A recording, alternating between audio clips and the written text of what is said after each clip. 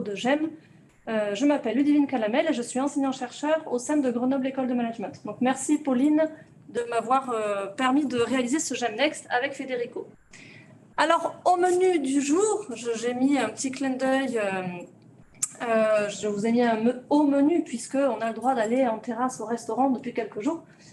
Eh bien donc je vais scinder cette présentation en 3 points clés. Le premier point donc c'est un prof. Comment fait-on pour le devenir et comment accéder à ce titre, à ce grade-là. Et puis ensuite, en deuxième point, je vous présenterai que fait le prof, que fait-il en termes d'activités. Vous le verrez, ce sont des activités qui sont variées et puis des profils aussi au sein du corps enseignant de Grenoble École de Management qui sont très divers et variés. Et enfin, je vous parlerai de demain, comment on a su s'adapter par rapport au Covid et comment on va continuer à s'adapter pour les mois et les années à venir. Alors, le premier point, un prof, comment le devenir? Comme vous le voyez sur le schéma coloré, il ne suffit pas de faire toc toc toc à la porte de GEM pour pouvoir être enseignant-chercheur. Eh bien non, il faut avoir un doctorat, un PhD ou à la rigueur un DBA. Donc, il nous faut le grade de docteur pour pouvoir accéder à ce beau métier. Il y a encore quelques exceptions et que l'on peut avoir, vous le verrez, dans la suite du déroulé. On peut tout à fait enseigner et être enseignant à GEM sans avoir le doctorat, mais avec certaines expertises ou spécificités. Vous le verrez dans la suite du déroulé. Donc, nous sommes sur le système européen LMD, d'où les 3 couleurs, Bac+3, Bac+5, Bac+8. Le doctorat en moyenne dure en France 4 à 5 années, tout comme à l'international, on est plutôt pour le PhD sur 4 à 5 années.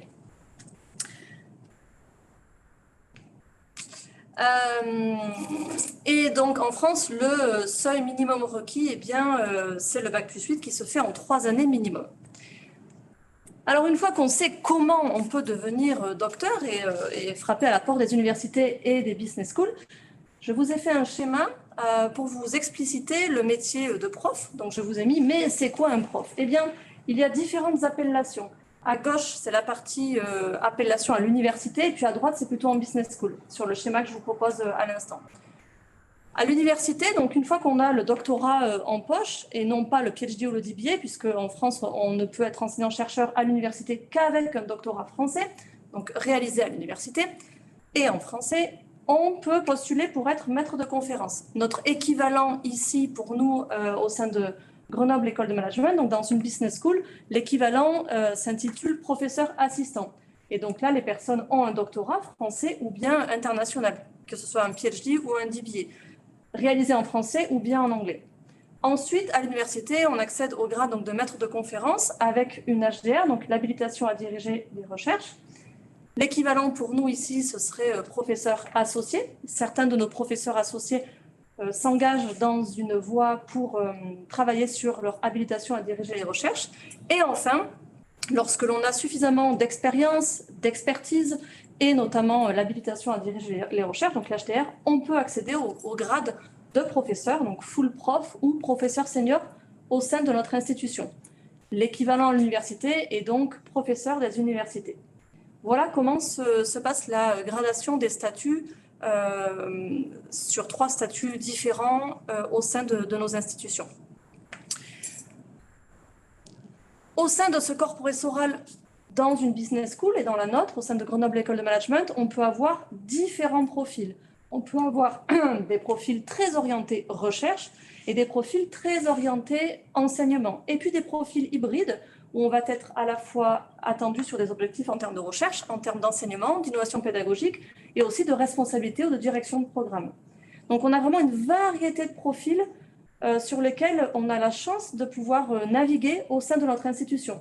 Donc c'est très appréciable de travailler dans une institution comme GEM parce qu'on est reconnu en fonction de nos capacités, de nos compétences, et donc on est reconnu pour ce que l'on fait et qui on est. Alors que dans d'autres structures, à l'université ou ailleurs, on a le même track, c'est-à-dire on a le même profil. On doit enseigner X heures et puis c'est tout. Alors que chez nous, on a la chance justement de pouvoir naviguer parmi cette diversité de profils et on n'est pas cloisonné dans ce profil-là pour toute notre vie. On peut tout à fait bouger, évoluer au sein de cette ligne en fait. Et puis, il n'y a pas que des enseignants-chercheurs docteurs ici à GEM, nous avons aussi des enseignants. Je ne vais pas entrer dans tout le détail, mais on a d'autres profils, d'autres personnes qui viennent enseigner, intervenir. Et notamment, on a une équipe très forte de vacataires, donc des personnes qui ont leur propre entreprise ou leur poste, et qui viennent en plus donner de leur temps et enseigner auprès de nos étudiants, quel que soit le niveau et quelle que soit la langue. Ici, à Grenoble École de Management. Donc, on a la chance de pouvoir faire intervenir différentes personnes en plus du corps professoral strictement enseignant-chercheur de GEM. Alors, sur les activités variées et le profil varié, eh bien, un prof, que fait-il? Vous le verrez, il va enseigner évidemment, mais pas que. Et donc, ici, à GEM, eh bien, un prof fait de la recherche dite académique ou scientifique, avec des publications d'articles et d'ouvrages. Lorsque on souhaite publier un article, on va envoyer notre article dans une revue francophone ou anglophone, donc à l'international en général, qui va subir et qui va entrer dans un process de triple évaluation. Ça veut dire que lorsqu'on rédige un article, tout seul ou avec des co-auteurs, on va l'envoyer dans une revue qui va se charger de l'envoyer de façon anonyme à 3 autres chercheurs dans le monde.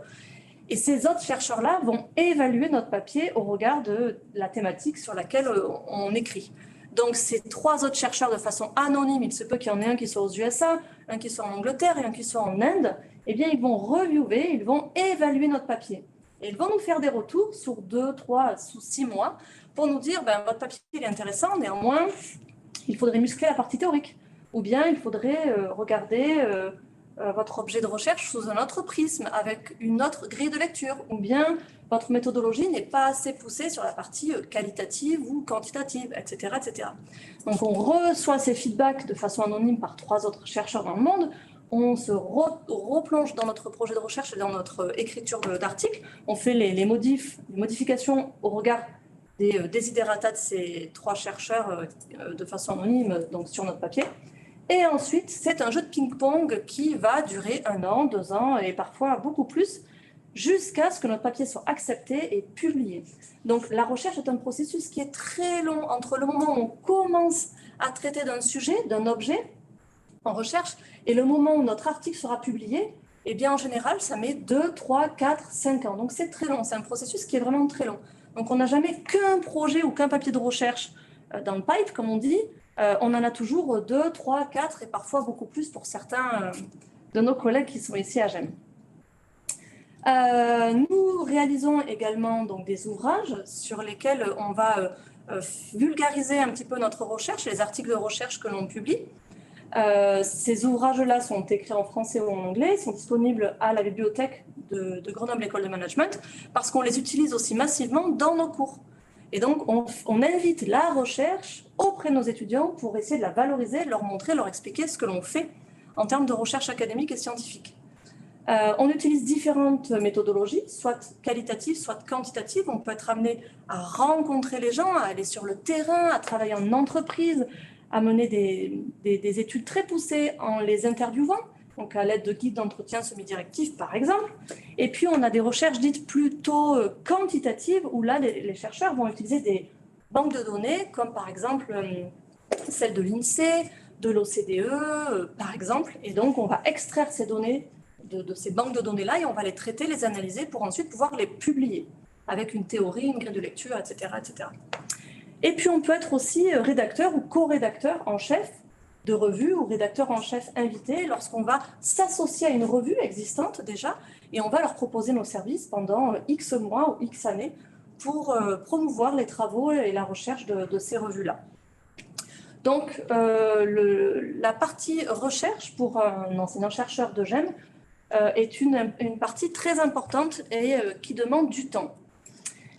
Et puis, notre cours de récréation ici à GEM, à Grenoble École de Management, eh bien, ce n'est pas Grenoble, ce n'est pas non plus la région Auvergne-Rhône-Alpes et ce n'est pas non plus la France. En fait, notre cours de récréation, c'est l'international, c'est le monde.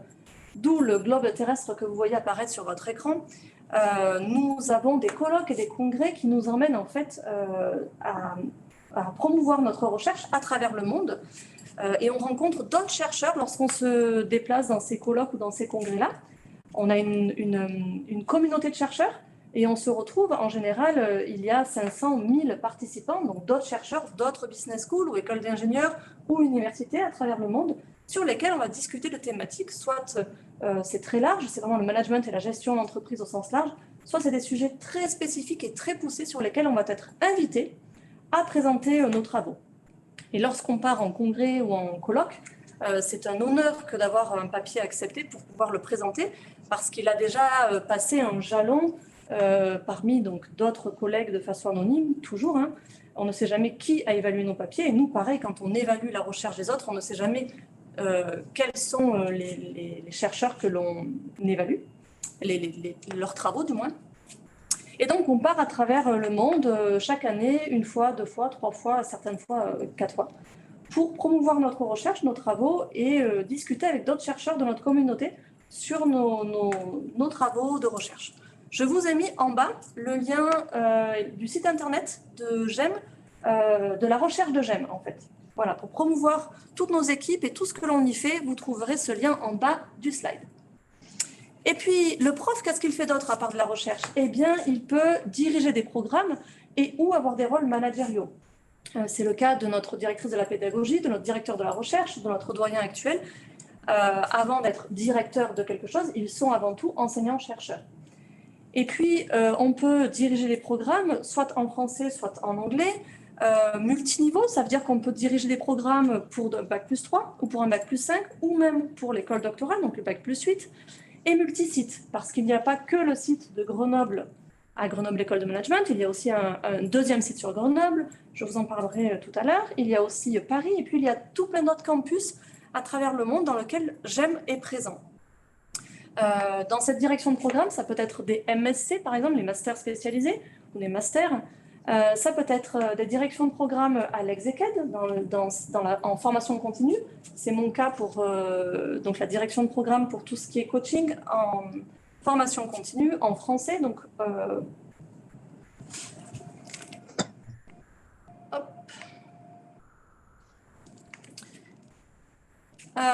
et donc, multisite, comme je vous le disais.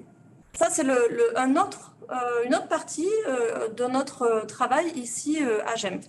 Je vais vous présenter maintenant les chaires, parce qu'il est possible, en plus de notre métier d'enseignant-chercheur, d'avoir des chaires. Et donc, c'est le cas pour la chaire Territoire en transition vers de nouveaux services aux citoyens, qui est portée et coordonnée par Thibaut Dodijos, qui est professeur ici à Grenoble École de Management, au sein du département HOS, donc Hommes, Organisations et Sociétés. Cette chaire donc, est multi-partenaire, je n'en ai cité que quelques-uns, mais je vous ai mis le lien en bas aussi si vous souhaitez en savoir plus, pour aller voir tous les partenaires qui sont présents et tout le travail qui est fait par l'équipe de Thibaut notamment. Vous avez donc la ville de Grenoble, le cluster montagne, Bouygues Immobilier et puis la Poste.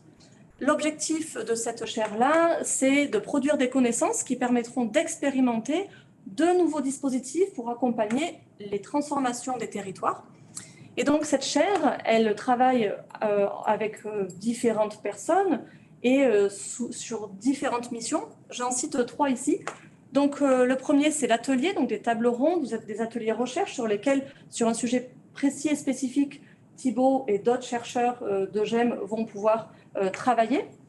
Le deuxième point, ce sont des événements comme le Sharing Grenoble, qui peut être organisé ou co-organisé par GEM. Il y a aussi d'autres événements qui vont faire intervenir et participer donc certains de ces acteurs-là ou de ces partenaires-là pour venir à GEM sur toute une journée pour discuter de certains enjeux et sujets importants aujourd'hui, des sujets sociétaux, toujours liés donc au territoire en transition. Et le dernier point que je vous ai listé, c'est des interventions en entreprise ou d'autres productions telles que l'InnoWeek. Et je vous ai mis 2A parce que cela correspond à un niveau d'études ici que nous avons à GEM. Donc nos deuxièmes années correspondent au Bac plus 4.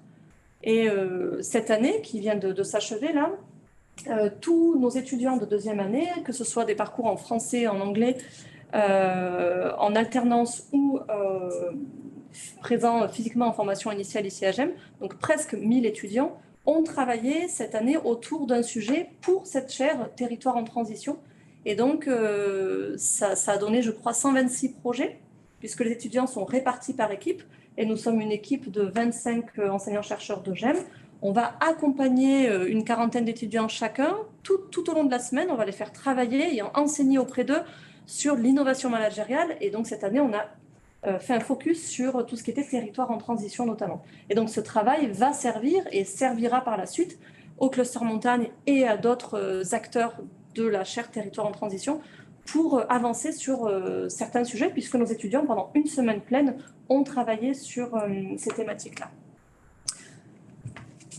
Au-delà de la direction de programme et des chaires, eh bien, nous sommes un certain nombre à avoir un pied en entreprise également.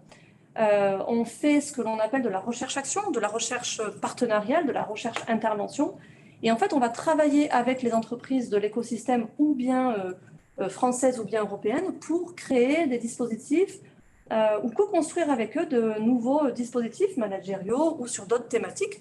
Et là, je réalise un zoom sur l'une des parties que je mène et que je gère depuis une dizaine d'années. Donc, je fais un zoom sur le HRM Club de Giant. Donc, GEM, Grenoble École de Management, est un adhérent partenaire de la première heure du groupe Giant, le campus d'innovation qui est à Grenoble. Il y a 8 adhérents partenaires signataires de cet accord de consortium, dont GEM, qui a démarré pour ce club-là, en tout cas le club RH, depuis à peu près 10 ans. L'objectif est en fait de travailler avec tous les RH, donc les RRH et les DRH de ces organisations-là, pour co-construire des dispositifs RH ou managériaux innovants qui vont répondre aux besoins des organisations de notre écosystème. Comment ça se passe concrètement? Eh bien, on travaille avec ces 8-10 RRH, DRH. On discute, on fait un tour de table des actualités, des enjeux, des problématiques RH actuelles de ces organisations, de ces entreprises-là. Et puis, on va ensemble décider du thème ou des thèmes que l'on va traiter dans les prochains mois. Et donc, il y a des petits groupes de travail qui peuvent se former, ou bien on reste dans le club complet avec les 8 à 10 DRH, et on va co-construire ensemble de nouveaux dispositifs pour les collaborateurs de l'écosystème de Grenoble et donc de Giant. Donc, ça concerne des milliers d'emplois, ce sur quoi nous travaillons. Et moi, j'apporte un regard d'experts et de chercheurs et je vais les guider, les amener sur leurs réflexions par rapport à leurs problématiques et leurs enjeux actuels. Donc ça, c'était un autre focus sur ce que l'on fait quand on travaille en entreprise. Et puis, évidemment, bien sûr, notre métier d'enseignant-chercheur, pour terminer, c'est évidemment d'être et de rester de très bons enseignants. Alors, nous sommes évalués par nos étudiants à chaque fin de cours, que ce soit en formation continue ou en formation initiale. On demande à avoir une évaluation qualitative et quantitative de l'apport de nos cours, en fait, auprès des étudiants et de la façon dont on a pu apporter certaines connaissances, certaines théories, et puis aussi notre façon, notre prestance et notre façon d'être en salle de classe avec eux, auprès d'eux. Donc ça, c'est un élément qui est aussi très fort et c'est louable pour GEM d'être toujours en fait à l'affût des évaluations des étudiants pour pouvoir s'améliorer et toujours donner le meilleur de nous-mêmes, alors que dans d'autres institutions, il n'y a aucune évaluation qui est faite. Ça veut dire qu'on pourrait avoir un cours mauvais tout le temps et ne jamais s'améliorer. Or, nous, justement, on fait en sorte de prendre en compte ces évaluations et de progresser pour être toujours donner le meilleur à nos étudiants. Et puis, avec des interventions aussi d'experts qui peuvent être non profs, c'est-à-dire j'ai déjà fait intervenir dans mes cours différentes personnes qui se reconnaîtront pour certaines dans un service RH, par exemple, venir au sein de la salle de classe pour essayer pendant 3/4 d'heure, 1 heure d'expliquer une thématique très précise, donc de façon ponctuelle, ou bien de faire venir un expert d'un dirigeant d'une entreprise qui va venir pendant 1 heure, 1 heure et demie, expliquer ou co-animer avec moi un concept. Par exemple, ça peut être l'entreprise libérée, matricielle, pendulaire, etc. Pour donner un exemple. Et évidemment, tout ce que l'on fait en tant qu'enseignant-chercheur au sein de GEM ne pourrait se faire sans le concours de tous les services supports de GEM. Et donc, c'est aussi ce GEM Next, c'est aussi une façon de les valoriser, de les remercier et de leur dire que GEM, c'est vraiment une équipe. Donc, évidemment qu'il y a les enseignants-chercheurs et que nous sommes là auprès des étudiants pour délivrer un savoir et pour travailler auprès d'eux. Mais tout ce que l'on fait, c'est aussi grâce à tout plein de services. Donc, j'en liste quelques-uns, mais je vous ai mis un grand « etc.» parce que c'est vraiment toute l'entreprise et l'organisation GEM qui est à l'honneur. Donc, on a le service de la planification des cours, la bibliothèque notamment, le e-center, la DSI, le LED, etc. Et justement, par rapport à ce virage qui a été pris l'an dernier, il a fallu s'adapter pour l'après-Covid. Notre leitmotiv, c'est de rester de très bons enseignants, voire d'excellents enseignants, tout en évoluant avec le contexte Covid. Alors, comment est-ce qu'on a pu évoluer ? Eh bien, je vous le raconte ici, grâce notamment au LED. Donc, c'est une équipe qui travaille pour faciliter la vie des enseignants notamment. Donc, c'est une cellule d'appui à la transformation des pratiques pédagogiques et digitales. Il y a 3 points clés sur lesquels ils travaillent et ils peuvent nous aider en tant qu'enseignants. Donc, l'accompagnement des formations et du support. Le premier point, c'est de changer nos approches pédagogiques, intégrer de nouveaux outils. Si on souhaite intégrer une vidéo, par exemple, et qu'on ne sait pas bien faire, ou qu'on voudrait la mettre avec de super bons pixels pour qu'on entende bien, qu'on voit bien, apporter donc des vidéos, produire des ressources, sur cette partie-là, le LED peut nous aider. Il y a aussi toute une partie d'accompagnement et de formation sur l'utilisation de nouveaux outils pour que ce soit bien plus interactif avec nos étudiants notamment, qui sont restés à la maison durant le premier confinement. On a une plateforme qui existe depuis plusieurs années maintenant, qui s'appelle Moodle, sur laquelle on dépose tous nos cours et même nos supports. Ça peut être un audio, un sketch, une vidéo, des lectures, des ouvrages, etc. Et donc là, la bibliothèque nous aide aussi à déposer certains éléments théoriques sur Moodle, et le LED est présent pour nous aider à consolider, à structurer nos cours sous cette plateforme numérique et digitale. Et enfin, le LED, en lien et grâce aussi à la directrice de la pédagogie, a mis en place différents dispositifs pour soutenir le développement professionnel des enseignants. Nous avons un certificat pour valoriser le développement des compétences pédagogiques qui existe déjà depuis 2 ans. Le prix de l'innovation pédagogique, lorsque l'on crée un cas, par exemple, assez innovant, qui implique des étudiants, des entreprises ou d'autres personnes, eh bien, on va pouvoir se faire aider par les personnes du LED pour pouvoir le consolider. Et ensuite, il y a un vote qui est réalisé par nos pairs au sein de GEM, et on peut obtenir ce prix d'innovation pédagogique. Il y a le BIP, le booster de l'innovation pédagogique, où on va, en tant qu'enseignant, proposer des sujets sur lesquels on souhaiterait travailler, et d'autres personnes vont pouvoir dire, des collègues que l'on connaît plus ou moins, vont pouvoir dire, ok, moi j'ai envie de travailler sur toi, même si mon sujet n'a rien à voir à la finance, au marketing, ou à la RH, ou au digital. Et enfin, il y a le prix de l'excellence pédagogique, où l'on va valoriser l'excellence pédagogique, et on décerne donc un prix à certains de nos collègues qui ont toujours d'excellentes évaluations dans leur cours. Donc c'est une façon de valoriser, de reconnaître tout le travail qui a été fait et pas uniquement en recherche. Alors, je vais vous présenter maintenant sur ce dernier slide GEM Labs. C'est un campus d'innovation qui est mené et dirigé par Sylvie Blanco, la directrice de la pédagogie d'innovation à Grenoble École de Management. Donc, ce n'est pas le même bâtiment que celui sur lequel je me trouve présentement. Donc, nous ne sommes pas à Sémar. C'est vraiment un bâtiment qui est sur la presqu'île de Giant, qui s'appelle donc GEM Labs. Et je vais vous présenter donc 2 éléments clés de ce campus d'innovation. Premier élément, c'est que pour pouvoir nous adapter au Covid, à ce contexte Covid notamment, eh bien, il y a ce que l'on appelle les salles iFlex. Et donc, je vous ai mis une photo de ce que l'on voit et de ce que l'on fait lorsque nous sommes dans ces salles-là notamment, qui ressemble un petit peu à la salle dans laquelle nous nous trouvons aujourd'hui, sauf que les tables ici sont immobiles, alors que là-bas, les tables, justement, peuvent s'adapter à nos configurations de cours et on peut les déplacer et les bouger. Donc, dans cette salle iFlex, on peut tout à fait enseigner et projeter notre PowerPoint d'un côté, être filmé. La caméra peut zoomer sur l'une des personnes qui prend la parole, notamment, pour que ceux qui sont à distance puissent également suivre le cours comme s'ils étaient présents avec nous. Donc, ils entendent et ils voient aussi bien que s'ils étaient avec nous présents en salle. Et donc, la salle iFlex, c'est un dispositif qui est dédié à l'enseignement dit comodal. Ça veut dire que ceux qui préfèrent rester chez eux, c'est possible, et ceux qui ont envie de venir en salle de classe, c'est possible aussi. Donc, cela permet d'enseigner en même temps et de façon synchrone à des étudiants en présentiel et à distance. On a aussi eu, en plus du LED et du e-center de la DSI, l'association des étudiants AMD qui est venue nous aider, nous former pour pouvoir enseigner de cette façon-là. Parce qu'il faut, lorsqu'on enseigne dans ce genre de salle iFlex, il faut qu'on soit à la fois présent pour nos étudiants en salle de classe, mais aussi pour ceux qui sont comme vous ce soir chez vous, à l'autre bout de la France ou à l'autre bout du monde, et tout en gérant la partie de chat notamment, puisque certains étudiants ne prennent pas la parole à l'oral, mais vont nous écrire dans le chat différents éléments.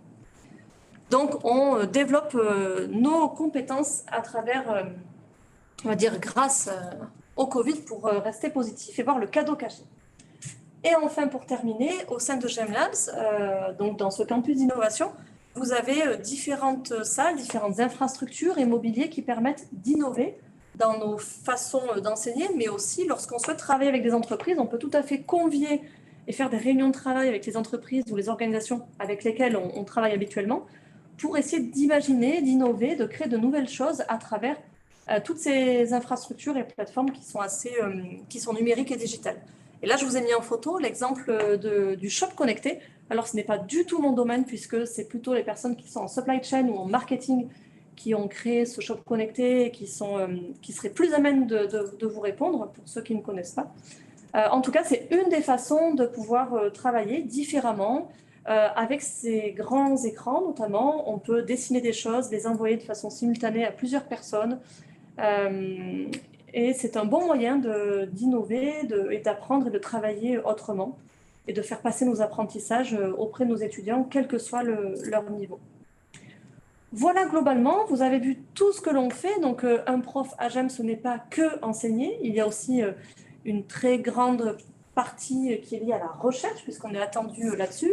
Une très grande partie aussi liée à la direction de programme, à notre présence et ancrage sur le territoire pour travailler avec nos entreprises également, à travers des chaires ou à travers des directions de programme ou à travers certaines missions, certains événements tels que le Club de Giant ou encore d'autres éléments.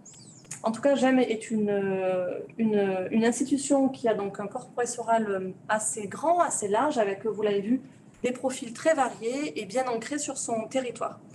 Voilà, j'en ai fini pour la présentation. Je me rends tout à fait disponible pour répondre à vos questions avec Pauline. Oui, tout à fait. J'allais inviter nos hôtes à nous poser des questions, mais déjà, Julia a une question pour nous. Donc déjà, Ludivine, avant de passer aux questions, merci beaucoup de nous avoir partagé ce panorama, cette perspective que tu as sur le métier d'enseignant-chercheur. Et donc, sans plus attendre, je vais tout de suite lire la question de Julia. Alors, c'était très intéressant. Merci beaucoup, Ludivine. Donc, Julia qui pose la question. Est-ce que toutes ces belles expertises sont utilisées en interne pour GEM? Exactement, enseignant en RH travaille ou intervient pour le service RH de GEM. Voilà. Donc, est-ce qu'on fait de la consultation interne? Je vois, Julia, tu rajoutes exemple. Un exemple. C'est-à-dire utiliser en fait nos propres ressources pour GEM au lieu de... Enfin, et pas seulement les... Est-ce qu'on le fait à l'extérieur? C'est ça? Oui.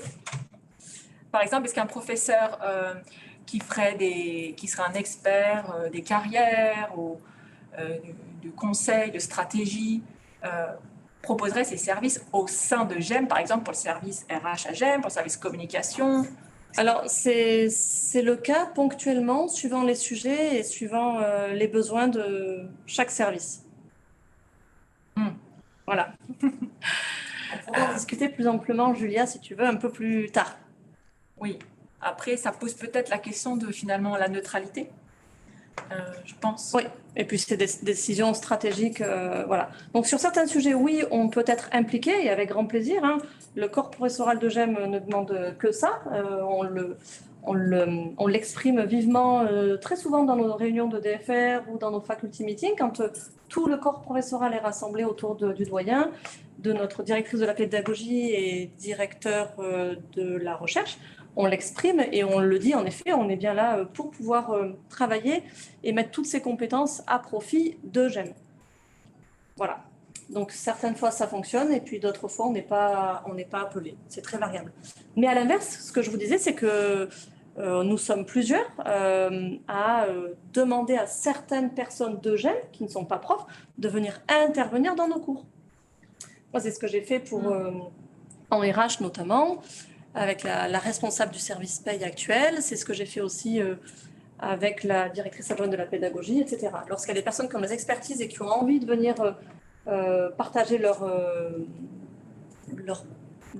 expertises, c'est avec grand plaisir qu'on les accueille. Moi, je voudrais apporter un témoignage, Pauline. Ouais, super. Bonjour, je m'appelle Patrick Di Gennaro. Alors, je voudrais apporter un témoignage sur 2 sujets. Le premier, compléter exactement ce qu'a dit Ludivine, puisqu'elle a dit qu'en complément des professeurs, il y a des vacataires extérieurs. Donc, moi, j'interviens dans cette belle école sur le parcours et ressources humaines.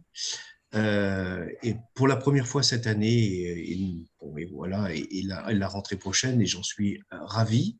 Et à ce titre-là, je voudrais aussi témoigner de la qualité de l'accompagnement des services de GEM, notamment quand on est extérieur, parce que c'est quand même une grosse machine, notamment le LED et tout ce qui tourne autour quand on n'est pas, comment dirais-je, habitué à tous ces rouages-là. Voilà, l'accompagnement et l'agilité qu'a fait preuve l'école sur l'adaptation par rapport à cette situation qui a été complètement atypique depuis le mois d'octobre dernier, notamment sur la rentrée dernière. Et je voulais aussi apporter un second témoignage, puisque j'ai eu la chance de suivre la formation avec Ludivine pour le badge de coach pro. Et voilà, pour la qualité des équipements, notamment les salles iFlex et autres, et où on a pu faire et éprouver différents types d'animation via la dimension commodale et autres. Et je trouvais ça que c'était très intéressant. Après, effectivement, moi, si je peux, ma question, elle concerne la dimension ressources humaines. Moi, je suis très intéressé par ce qui se fait, par exemple, sur ce club HRM Géante Club. Ça m'intéresse beaucoup. Et l'idée, c'est peut-être de mixer, voilà, je trouve que c'est une bonne dynamique de savoir comment on associe des personnes qui sont soit en poste ou pas, mais qui ont beaucoup d'expérience ou qui ont réfléchi sur ces thématiques-là, en lien avec les chercheurs de l'école, pour ensemble trouver des solutions innovantes à ces problématiques. Merci.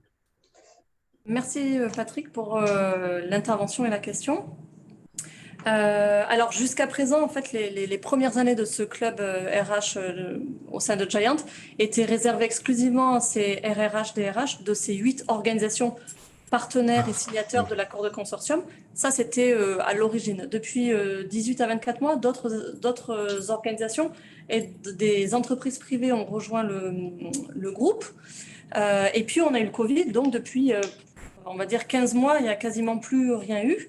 Et c'est le professeur Pierre-Yves Sancéo qui reprend en fait la coordination de ce club RH-là depuis quelques mois et donc qui sera le plus à même de pouvoir répondre à la question pour voir comment justement impliquer d'autres personnes et travailler pour la co-construction de dispositifs innovants pour notre écosystème grenoblois. Merci. Merci Patrick d'avoir apporté votre témoignage. C'était aussi une invitation que je voulais faire aux enseignants-chercheurs qui sont présents ici. Si vous avez envie de partager avec nous comment la présentation de Ludivine résonne en vous ou pas. Mais avant ça, on a une question de Guillaume de Haute-Cloque qui nous dit « Merci beaucoup pour ces éclairages sur votre métier. » Et donc, question. Choisissez-vous les cours que vous voulez enseigner? Sinon, comment ça se passe? Merci pour la question. Oui, globalement, nous choisissons les cours sur lesquels on souhaite être positionné. C'est d'abord au regard de nos expertises, de nos compétences, de nos capacités. Et on en discute avec notre chef de DFR, c'est-à-dire c'est cette personne-là qui va pouvoir nous aiguiller, nous guider sur l'allocation en fait, des cours et du volume en fait, d'heures de cours que l'on va faire. Le volume horaire le plus faible que l'on peut avoir ici à Grenoble École de Management se situe entre 80 et 180 et 100 heures à peu près. Et puis, parce que ces personnes-là ont d'autres responsabilités très importantes, par exemple, dans l'institution, ou bien ont des objectifs de recherche qui sont très poussés parce que ce sont d'excellents chercheurs. Et puis, on en a d'autres qui vont enseigner plutôt jusqu'à 250, 300 heures de cours par an. Et là, il n'y a aucun objectif en général de recherche associé à cela, simplement de la concentration sur ces cours avec de l'innovation pédagogique bien sûr à la clé et potentiellement des responsabilités aussi de programme associées. Et donc c'est en fonction de la volumétrie du nombre d'heures de cours que l'on va enseigner, que l'on va choisir, et aussi en fonction de nos expertises, compétences, capacités. C'est une discussion que l'on a avec notre chef de département en fait. Voilà. Ouais. Il y a quelque chose que je voudrais ajouter, si tu me permets, dans la présentation que tu as fait. Pour moi, ce qui est très important, en fait, c'est le réseau et les connaissances. Parce que souvent, finalement, notre métier, c'est un métier de relation, et que ce soit pour les choix de cours, ou pour les conférences, ou pour finalement obtenir un emploi, ça se passe souvent par notre réseau, en fait. Oui. Donc moi, je vois pour aussi les choix de cours, c'est aussi en fonction, finalement, des gens qu'on côtoie. Donc, c'est un processus qui est, on va dire, rationnel, relationnel, quoi. En fait, il y a un peu des deux. Et je pense que c'est une dimension qui est très importante, notamment quand tu parlais aussi des conférences. Quand on va essayer de partager notre recherche, en fait, la recherche, elle s'inscrit dans un écosystème, comme tu l'as aussi présenté. Mm-hmm. Et en fait, la recherche, elle se construit, on va dire, chemin faisant, et aussi en se confrontant au regard des autres qui, en fait, font notre recherche. Donc, je ne sais pas comment toi, ça résonne en toi, cette dimension relationnelle, mais qui me semble vraiment très importante. Et je ne sais pas, je me pose la question du futur, et comment cette dimension relationnelle va évoluer, avec peut-être moins de rencontres physiques, plus de distanciel. Comment ça va évoluer? Donc, je ne sais pas si tu as Non, mais c'est un avis par rapport à ça. C'est vrai. On choisit, quand on est responsable d'un tronc commun ou d'un cours, par exemple, on va, pour poursuivre sur la question de Guillaume, on va choisir les enseignants avec lesquels on va s'entourer, en fait, et les enseignants qui vont donner le cours que l'on a construit ou que l'on a co-construit avec quelqu'un d'autre. Donc, lorsqu'on dirige un cours ou un programme, on va choisir les personnes en fonction de leur capacité, de leurs compétences, mais aussi, évidemment, avec le ressenti que l'on a et ce côté relationnel donc ressort à ce niveau-là lorsqu'on va choisir avec quels collègues on souhaite s'entourer pour qu'ils puissent diffuser le cours aux enseignants, aux étudiants, bien sûr. Est-ce qu'il y a d'autres questions? Est-ce que vous savez tout? Ça suscite des vocations? Moi, j'avais une question justement, comme tu parles de vocation. Est-ce que tu pourrais nous partager avec nous une surprise que tu as eue? Une surprise, une bonne, peut-être une mauvaise, par rapport au métier d'enseignant-chercheur?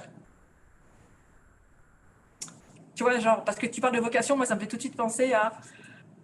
Alors, une surprise, j'en ai pas forcément, mais par contre, ce que je peux vous dire, c'est que c'est sûr que c'est challengeant, ce métier-là, parce qu'on est toujours en train de réfléchir à la rencontre avec les managers qu'on va avoir le lendemain dans une entreprise, puis le surlendemain au cours que l'on doit construire en anglais pour telle promo, puis le lendemain, et bien au papier de recherche que l'on doit terminer pour l'envoyer dans une revue américaine, etc. Donc, c'est très challengeant intellectuellement et en fait, notre cerveau ne se repose quasiment jamais. Même quand on étend une lessive, eh bien, on pense évidemment au papier que l'on est en train de faire et à la théorie qu'on va utiliser.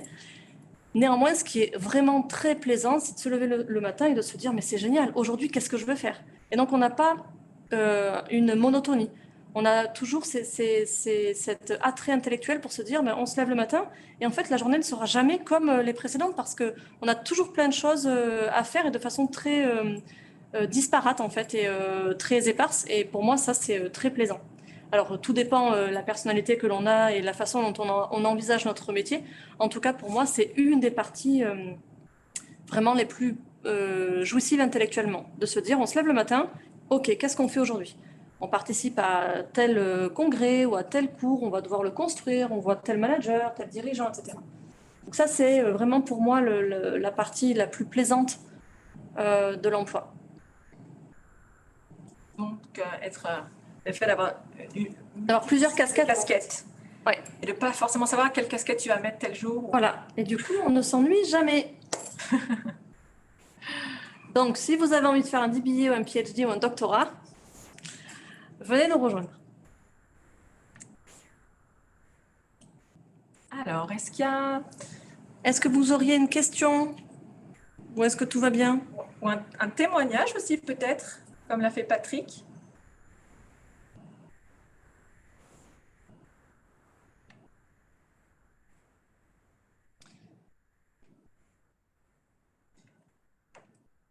Sinon, moi j'ai une autre question, mais peut-être que certains sont en train de la taper ou de la préparer.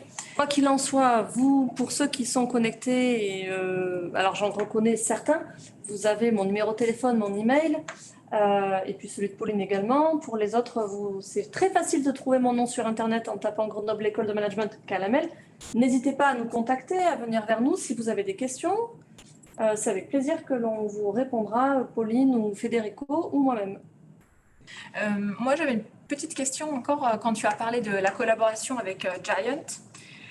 C'était finalement aujourd'hui, selon toi, quelles sont les incitations et les barrières pour travailler avec des chercheurs?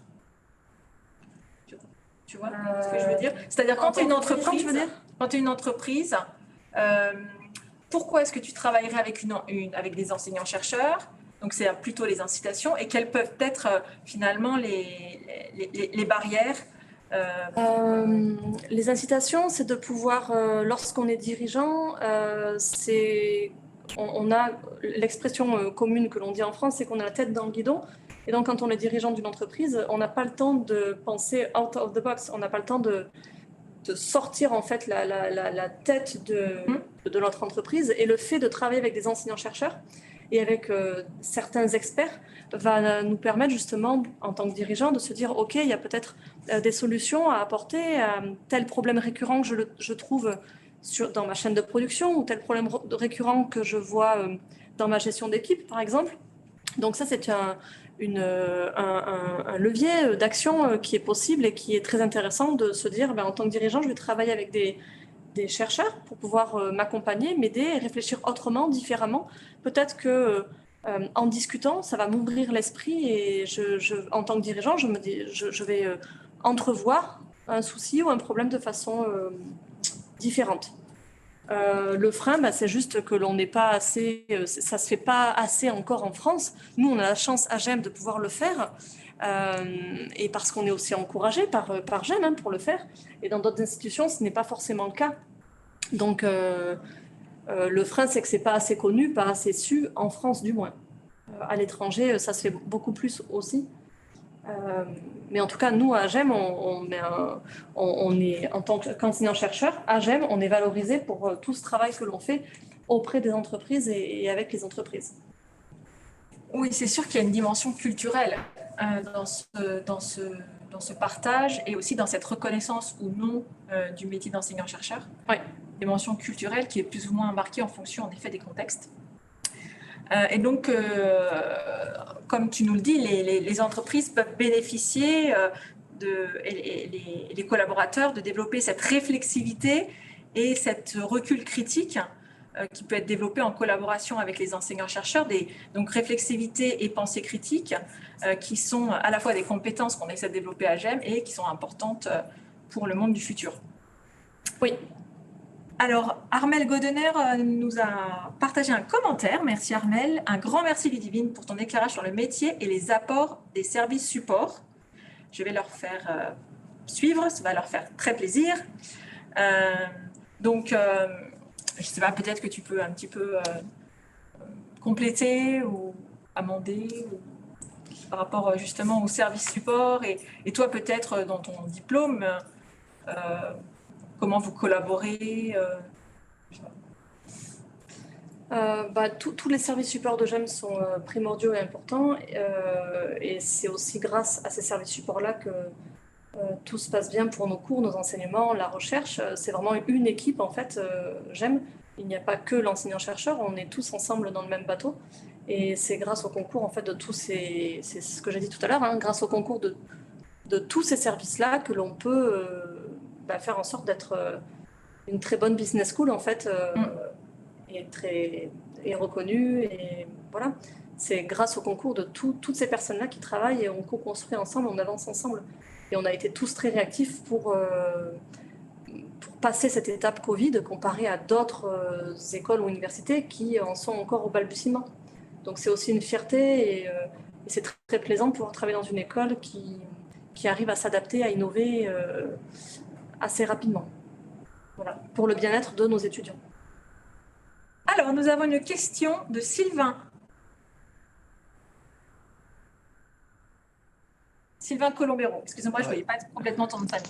Bonjour à toutes, bonsoir à toutes et à tous. Moi, c'était plus pour rebondir sur la question des industriels et du rôle qu'on peut avoir nous en tant que chercheurs, c'est-à-dire une question qu'on entend. Donc moi, je suis enseignant-chercheur, pour ceux qui ne me connaissent pas aussi à GEM et dans le département management stratégique. Donc, moi, je voulais juste nuancer un petit peu la question qu'on nous pose souvent, c'est qu'est-ce que vous apportez plus qu'un cabinet de consultants?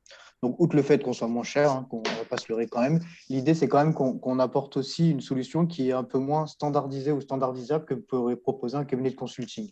Et donc, l'idée, c'est vraiment d'entrer dans une démarche de win-win, où l'idée, ça va être, nous, d'avoir de la donnée pour nos recherches, mais surtout de se coller au plus près des pratiques de l'entreprise pour les comprendre et surtout leur faire comme vous le disiez tout à l'heure, un côté très réflexif, leur faire réfléchir sur leurs pratiques pour les faire évoluer et nous apporter notre compétence en recherche et on va dire et de notre état de l'art de la littérature pour au mieux trouver une solution qui va à la fois une solution innovante mais qui va aussi leur permettre dans une perspective moyen ou long termiste d'être innovants sans nous. Donc, c'est, je pense, notre plus grand apport par rapport aux industriels et ce qu'aujourd'hui, comme le disait si bien Ludivine, on n'arrive pas à faire en France par rapport, par exemple, aux États-Unis, où ils ont des programmes entiers, ce qu'on appelle les chiens, où l'idée, c'est vraiment de proposer des solutions très adéquates qui participent à la recherche, mais qui aussi participent aussi à l'élan qu'on peut donner à la future recherche. Donc, c'est vraiment un win-win. Donc, la nuance, c'est vraiment par rapport au cabinet de consulting. Voilà, c'était tout. Je n'ai pas d'autres questions, mais je suis aussi à votre dispo si vous en avez d'autres. Merci à vous deux. Merci Sylvain. Les cabinets sont nos amis. Même. J'ai pas dit que c'était nos amis. En tout cas, c'était par rapport pour nuancer la question d'aujourd'hui. Il y a toujours cette dualité, mais on ne propose pas pareil. On ne propose pas le même service. C'est-à-dire qu'un cabinet de consultants va proposer un nouveau business model à une entreprise. Nous, on va leur apprendre à construire leur propre business model en fonction aussi bien de leurs problèmes que de leurs besoins ou de leurs perspectives. Ouais. Donc, il y a la dualité à laquelle on nous oppose. Bien sûr, c'est nos amis, mais on n'a pas du tout la même démarche. Donc, c'est plus ça qui est important à mettre en exergue. Mais tu as raison, Pauline, il fallait bien le stipuler quand même. Nous sommes amis avec tout le monde. Tout le monde. Tout le monde. On est inclusif, comme on l'a dit dès le début. Merci Sylvain. C'est intéressant, je pense, de voir les valeurs ajoutées et les différences en fonction des profils, en fait. Et en effet, comme tu l'as dit, ça va dans les deux sens, quoi. Est-ce qu'on accueille Nick? Comment? Oui, tout à fait. Alors, est-ce qu'il y aurait un autre témoignage ou une question, peut-être? Je vois qu'il y a des étudiants. C'est le moment de poser des questions sur le métier d'enseignant-chercheur. C'est vrai que parfois, on a envie que nos étudiants deviennent enseignants-chercheurs. Notamment, on en repère certains dans leurs travaux de mémoire, par exemple. Leurs travaux de... C'est aussi ce qu'on essaie de faire, finalement, à l'école aujourd'hui, de développer cet esprit critique, comme on parlait, la réflexivité. Et c'est notamment le rôle des mémoires en troisième année, pour les écoles de commerce, qui peuvent susciter des vocations. Oui, à travers le grand mémoire, donc le mémoire de dernière année, donc de Bac+5, nos 3A, les étudiants sur toute leur dernière année travaillent donc 9 à 12 mois à 3 autour d'une thématique qu'ils choisissent et ils font un mémoire qui fait une centaine de pages. Il y a un tuteur GEM qui est là pour les encadrer tout au long de l'année et on essaie de développer leur esprit critique, d'analyse et de les accompagner sur ce cheminement pour qu'ils soient fiers en fait de leur grand mémoire, puisque c'est le dernier grand mémoire a priori qu'ils réalisent durant leur cursus universitaire ou scolaire avant d'entrer dans la vie active. Donc il faut qu'ils en soient fiers en fait de ce grand mémoire pour pouvoir en discuter aussi avec leur futur employeur. Oui, parce que finalement, les compétences que l'on essaie de développer à GEM sur la recherche, c'est des compétences génériques dont on parlait tout à l'heure avec Sylvain, la réflexivité, la pensée critique, qui sont très utiles à l'entreprise. Et c'est aussi pour ça qu'on essaie de développer à GEM la recherche. Oui. pour former les étudiants par cette recherche, en fait, pour qu'après, ils puissent… Et puis qu'ils puissent penser par eux-mêmes, en fait, sur n'importe quel sujet, qu'ils ne prennent pas l'information de but en blanc, mais qu'ils puissent vraiment réfléchir et se dire, OK, est-ce que c'est vrai, faux, intox, réalité, et qu'ils puissent vraiment par eux-mêmes définir leur champ de vérité, justement. Donc, développer cet esprit critique et cette réflexivité. Oui. Ok, eh bien, il me reste à te remercier, Ludivine, ainsi que tous les participants, élèves, administratifs, directeurs de programme, enseignants, parents d'élèves, futurs élèves. Nous espérons que cette conférence vous aura donné un éclairage sur le métier. La prochaine conférence sera avec Nick Sanders et ce sera en anglais. C'est le 29 juin et nous allons aborder la question des systèmes de santé. Comment les décisions sont prises pour permettre, quels sont les différents facteurs économiques, sociaux, politiques qui influencent des décisions en matière de santé. Donc voilà, je vous donne rendez-vous le mardi 29 juin avec Nick Sanders et ce sera en anglais, donc affûtez votre anglais en perspective. Merci à tous. Cette conférence est enregistrée, donc vous pourrez la revoir ou la diffuser à vos proches si vous le souhaitez. Merci. Merci à tous. À bientôt, Agem.